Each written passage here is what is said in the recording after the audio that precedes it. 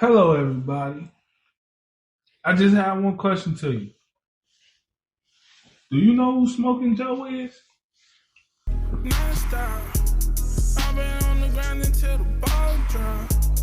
Non-stop. Non-stop. I've been on the ground from January till the ball drop. And I'ma keep on hustling till the ball drop. Do you? Smoking Joe Frazier. So you know who Smoking Joe Frazier is? Smoking Joe Frazier, man. We know who Smoking Joe is, and Joe be smoking. We are not a genius. NAG. It's your boy Trey. I'm also here with my boy Keith. Yes. The fuck.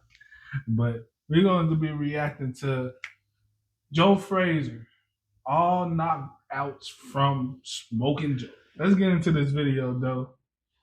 In 3, 2, 1. Look at that. Philadelphia, Smoking Joe and Joe Frazier. Joe Frazier is a great boxer who should be included in everyone's top 10 best heavyweights of all time. His fights with Muhammad Ali and George Foreman were some of the most spectacular in the golden age of heavyweight boxing and are still a sight to behold, even a half-century later. A difficult childhood and a hardened character left an imprint on Frazier's fighting style. Smokin' Joe didn't know what fatigue was, didn't know what it was like to get knocked down and never get up again. He was always eager to attack, worked great with his body, and had a devastating left hook. Dang. Amongst the trio of greats, his boxing was perhaps the most spectacular to watch. Damn. So the trio of greats. It was Smoking Joe, Muhammad, and who else? Sugar Ray? Is that Sugar? I think so. Might not be Sugar.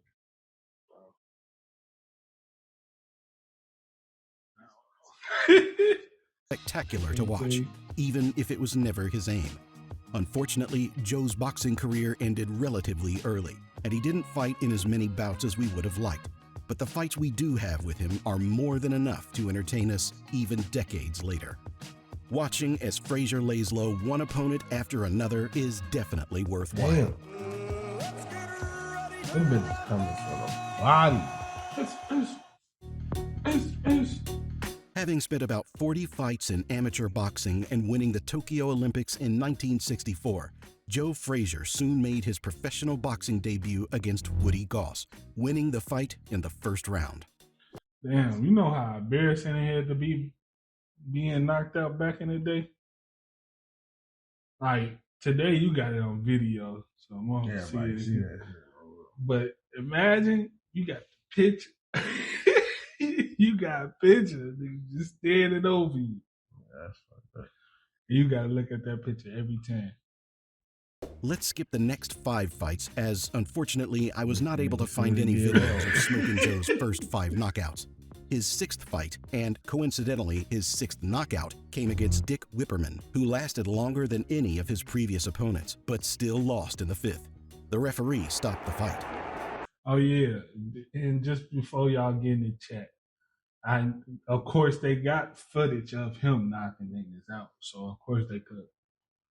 I'm just saying, further back when they fight, when people was fighting, no video, camera, just straight camera work, straight film. The referee steps in and stops the fight.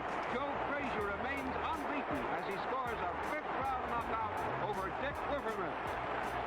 Just as with Frazier's first 5 fights, there currently aren't any videos showcasing his next 3 fights, so we will unfortunately have to skip them too. But don't worry, Joe Frazier continued confidently crushing his opponents and knocking all of them out before the end of the 3rd round. Joe's 10th fight was against Al Jones. After an excellent blow to the body, Al didn't get up. It took Frazier 2 minutes and 30 seconds.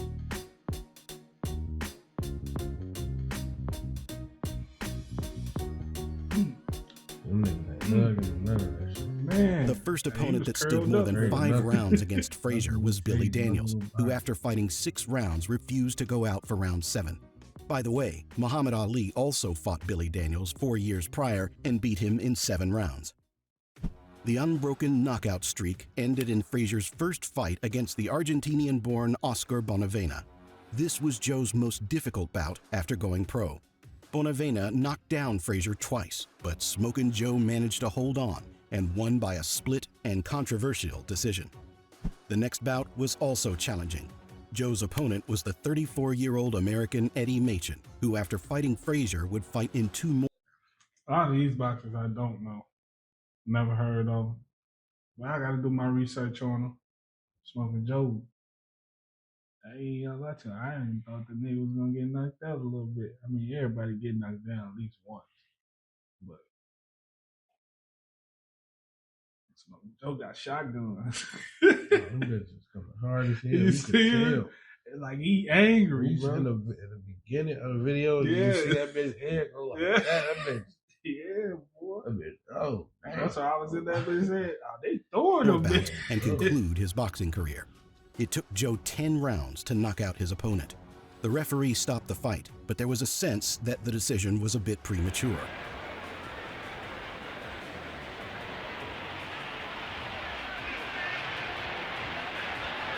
The referee steps in and stops the fight. After 13 fights in just over a year, Right back. Joe Frazier had slowed down and started to fight less regularly. In 1967, Smokin' Joe entered the ring half as many times, fighting in only 6 bouts.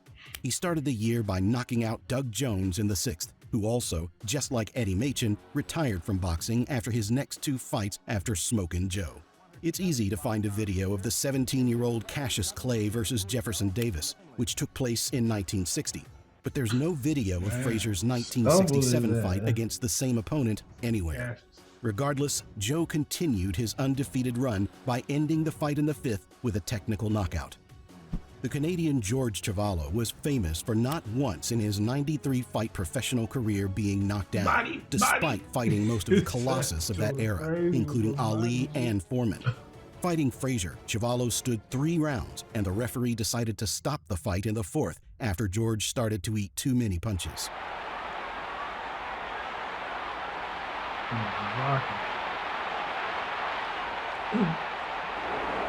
Oh, yeah. I would have stopped it too. He turned. The next opponent was an ran unremarkable away. Tony Doyle. Frazier defeated him without any problems by technical knockout in the 2nd round. Marion Connor resisted for a round longer. Smokin' Joe unleashed a flurry of punches on his opponent, knocking him down as a result. Connor got up, but the referee decided not to risk the fighter's health and ended the fight. A tremendous left hook sends Connor to Damn. the canvas, and it looks like the beginning of the end. Even the refs Damn. The bout is Hey, why you do that, boy? Like Frazier Hey, scored his 20th victory against a Watch your mouth. He rocked That shit look like AI. What the fuck? Damn. fight. a tremendous left hook sends Connor to the canvas, and it looks like the beginning of the end. Even the refs upset. Damn. Them niggas got up tripping over the ref. What's that you say? Don't you Frazier ever scored play his 20th Magic? victory against a massive Buster Mathis. 4 years earlier, Mathis defeated Joe at the Olympics, but later got injured, and Frazier successfully represented the States at the Olympics. In addition, by defeating Buster, Joe could win the vacant NYSAC heavyweight title. The backstory for the bout, just like the fight itself, turned out to be perfect. The opponent tried to wear down Frazier with clinches, and breaking the distance successfully landed hard blows. In the 11th round, Joe knocked Mathis down. The referee started counting, with Buster getting up on 9, but seeing his condition, the referee did not allow Mathis to continue.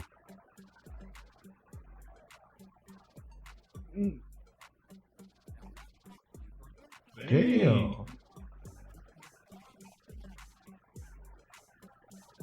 Frazier's first title defense was against Manuel Ramos, who was an ordinary boxer whose redeeming statistic was that he never lost by a knockout. Smokin' Joe dealt with him by the end of the 2nd round. After losing to Joe, Ramos almost forgot what it was like to win in the boxing ring with strings of back-to-back defeats tarnishing his record. Manuel's back against the ropes. Hey, help that boy, bro. Help him. Frazier closed 1968 by once again beating Oscar Bonavena via a 15-round decision in a hard-fought rematch. Bonavena fought somewhat defensively and allowed himself to be often bullied to the ropes, which let Frazier build a wide points margin.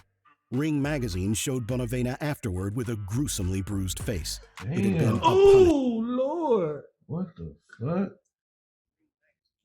Oh, yeah, he beat the fuck out of him. He don't even look the same. That look like a dead body. He like a dead body, bro. He knocked some teeth out of his shit? Or is that his mouth guard?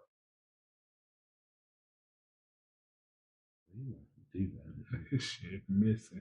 Damn. Why you had to do him like Frazier's that? 23rd bout and 20th knockout came against Dave Zigowitz. The victory was convincing. From the very beginning, Joe did not give his opponent any space, knocking him out halfway into the first with a crushing signature left hook to the head.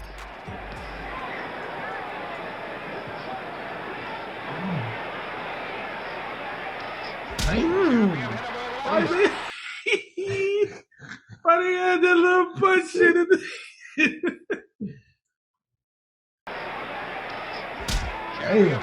Undisputed is there. Joe's next fight against Jerry Quarry proved to be much more difficult.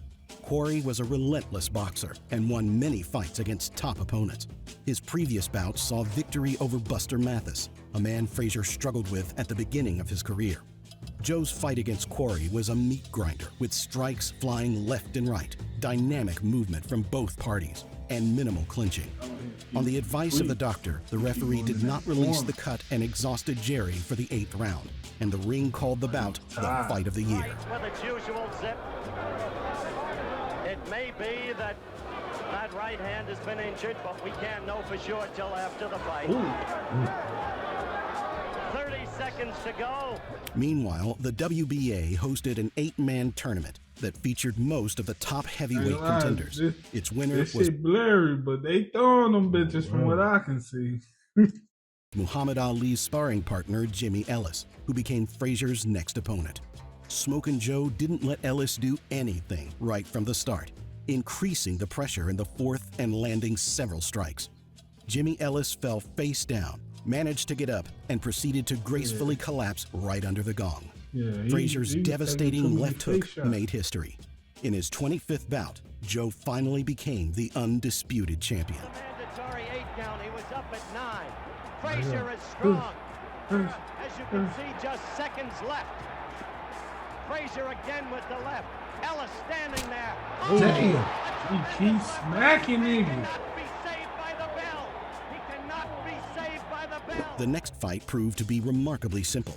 Bob Foster boasted an impressive statistic that consisted of numerous wins. But as it often happens with average boxers with good stats, these victories were mainly over weak opponents. Joe Frazier quickly showed Foster where he really belonged and knocked him out in the 2nd. After a magnificent left hook, Foster dropped and didn't even attempt to get up. Frazier moves in to finish it. Second round dropout. His legs move. Yeah, he got paralyzing punches by champion Joe Frazier.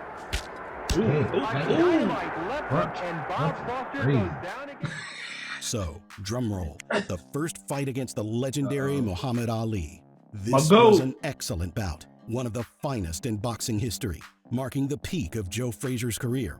Smokin' Joe amazed everyone by going forward relentlessly and knocking Ali down in the 5th round. Frazier confidently won by unanimous decision, finally becoming the universally recognized champion. After defeating the greatest, Frazier became complacent and stopped training as intensely as he once had. His next fight came almost a year later against the little-known Terry Daniels. Unsurprisingly, the rested champion had no trouble beating Daniels in the 4th. What strike do you think sealed the deal? That's right. Why they lining up like he was gonna lose or something? What like yeah. After he won, after he beat the greatest, he just stopped training like that until his next fight came. Like, you know what I'm saying? Leading up to like, oh yeah, nah, he knocked his ass out. Nah, He had no trouble beating him in the 4. Once again, it was the left hook. Said he's all right. Frazier trying to take him out of there. Lefts and rights. Another left hook to the midsection. A right, left. Damn. They coming strong and Bro, fast. you They didn't knock them off. Look, when you look at this bitch, look at the body when he get hit in the body. I know, I see it. I see coming through the back of his shit. Jiggly. Almost knocked him out the ring. Daniels, bro. Frazier fought with Ron Stander, another remarkable boxer. Well, With all due respect, he was more akin to a punching bag than a normal fighter. Frazier didn't try very hard to quickly finish the fight, but it was clear even to the untrained eye that he could do it at any moment he wished. Poor Stander spent the whole 4th round in torment, not able to do anything to oppose Joe. Ron refused to fight going into the 5th, with Smokin' Joe bagging another win. Stander has not been down. I'm not mistaken. They said Frazier that he cutting just him feel up like a methodically. punching bag. He might be Close, just untrained. cutting him to ribbons now. George Foreman ended Frazier's unbeaten run in a spectacular fashion. Joe was knocked down 6, I repeat, 6 times in the span of just the first round and a half. You may hear him. Down goes Frazier. Down goes Frazier. Yeah, that was Frazier was absolutely that was Frazier running. Bro. That's what I'm saying. George Foreman, a bad motherfucker, boy. Ready for Foreman. His victory over Ali drained him dry of motivation, and the next 2 bouts with passable opponents in no way helped keep Joe in peak shape. Frazier was mangled, and after this defeat would never again be the world champion. It is over. It is over. Joe Bugner was a kind of rehearsal before the upcoming second fight with Muhammad Ali. Interestingly, prior to fighting Frazier, Bugner's last fight was against Ali. The greatest was forced to work hard to beat the uncompromising Bugner by unanimous decision. Frazier decided to keep the trend going and won with exactly the same outcome. The second bout with Frazier and Ali is considered the least spectacular of the 3. Smokin' Joe was no longer in the excellent shape he was in for the first fight, and Ali was much better prepared for the rematch. Despite Frazier losing the match in the end, many still considered that a draw would have been a fairer and more logical conclusion. So they had 3 fights. Yeah, I think that was the second one. And then the second one, so it's 1-1. Y'all, we gotta react to these videos. This little rivalry that's going on. We'll get to that in another video. Losing to Ali, Frazier decided to go back to his previous opponents. The unrelenting Jerry Quarry decided to employ a more cautious strategy than in his first bout, but it didn't help him much, with the legendary referee Joe Louis ending the fight in the 5th. Legs are in bad shape, and he's got a cut over his right. Quarry's to go in the round. A very bad cut over the left eye by Quarry. Quarry is game, and it's all over, I think. Yep, it's all over. The last knockout and the last win for Joe Frazier would come in his bout with Jimmy Ellis, who Smokin' Joe fought over 5 years ago. The chasm between 1970 and 1975 Frazier was vast and deep, both in terms of physical form as well as events occurring outside the ring. Frazier's last victory fight ended with a technical knockout in the 9th round.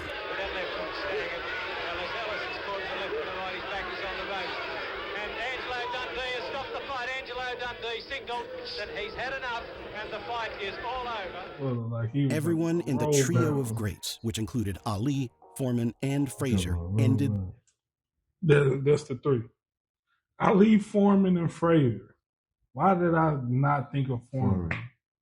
So Frazier was the one on the left. Yeah, Frazier was on the left. Ali was on the front. On the left side. Their career with the defeat. The irony was that Smokin' Joe's last bouts were not against unremarkable opponents, only there to boost his stats, but against both legends themselves, gifting the world the unforgettable and widely known bout that was dubbed Thrilla in Manila. The 32-year-old Frazier left the boxing world suffering 2 defeats, maligned by problems with his eyesight and excessive weight. Despite his relatively young age by heavyweight standards, Joe didn't have significant prospects to remain in the sport due to his smaller size compared to other top boxers. Losing agility and with his reflexes slowing down, he became an easier target for other elite heavies with every passing month. Our hero is going to conclude. I know that wasn't Brody. That was bro. That was bro. That was bro. Bro, his eyesight was bad. Cause nigga. Other top boxers. Losing agility and with his reflexes slowing down, he became an easier target for other elite heavies with every passing month. Our hero is going to conclude his boxing career and will return to the ring only once again in 5 years, bringing the fight to a draw against Floyd Cummings. Despite the tragic conclusion to his career, Frazier remains one of the most iconic boxers in history and one of the greatest heavyweights to ever hold the title. But I'm sure you already knew that. Show. That was a great video, man. Anything, I ain't even know. I ain't know Mate. I didn't know he was like that. I knew he was like that, but I didn't know he was like that. No, sure. He was walking down. It'd be like they don't talk about him like they talk about Muhammad Ali. Yeah, they don't talk for about sure. him like Mike. Yeah. But he still hit an impact, and bro was definitely a dog. Shit, undisputed. That's crazy. Oh, for sure. I feel like you got to talk about everybody that, you know what I'm saying? If somebody went undisputed, you can't just do it. Ain't always one champion. Nah, he was. It just he wasn't talked about like the mother niggas. He was definitely a face. So you think it's because the mother niggas were more controversial? That's what I was just gonna actually go get into that. Like maybe because you feel me, what they was going through and what they like. You feel me, how they was putting their image out there. Yeah, right. Had a big media promote. Yeah. That's what I was thinking. NAG be the team and ain't no runner. Don't play it back to life, pussy nigga ain't no running. King 3 guys on my side and they sing like it's Jonas, bro. He got the smoking guns and he blow them every time he punch him and knock him out. I think that's what he do. That's what they call him, Smoking Joe. I'm pretty sure that's why they call him Smoking Joe. Or unless he put him in the smoked cheese.